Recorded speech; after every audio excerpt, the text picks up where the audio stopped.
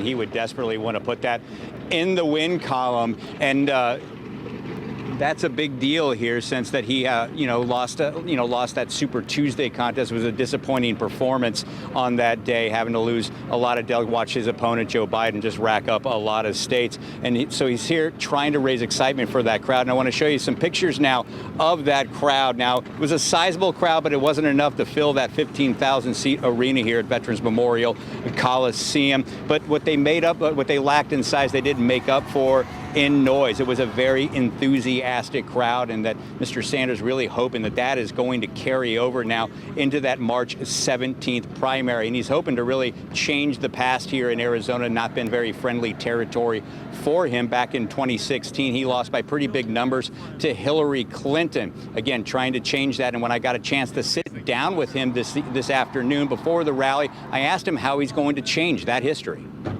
We think we have a whole lot of grassroots support here, and I think the fact that Senator Warren, who has just withdrawn from the race today, who in many ways had ideas not terribly dissimilar from ours, I think that many of her supporters who are concerned about Medicare for all, who believe that it's time to ask the wealthy and the powerful to start paying their fair share of taxes, I think many of those folks will join our campaign, and we certainly hope so.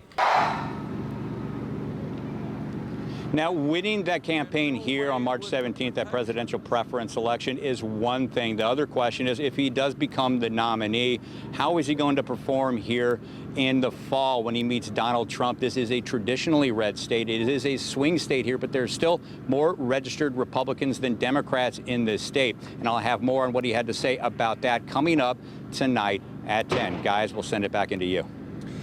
Dennis, did he make an appeal to Senator Elizabeth Warren, who dropped out of the race this morning and still has not endorsed either Biden or Sanders?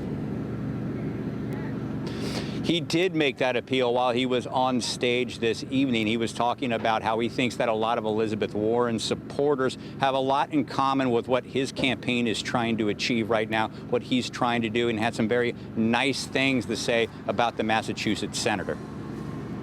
All right, and he took the stage kind of late tonight. It was supposed to be, 6:30, and I think he went on at 20 after 7, and our Brianna Whitney was showing us that folks were leaving before he was even done. It was a quick 45 minutes. What's that about?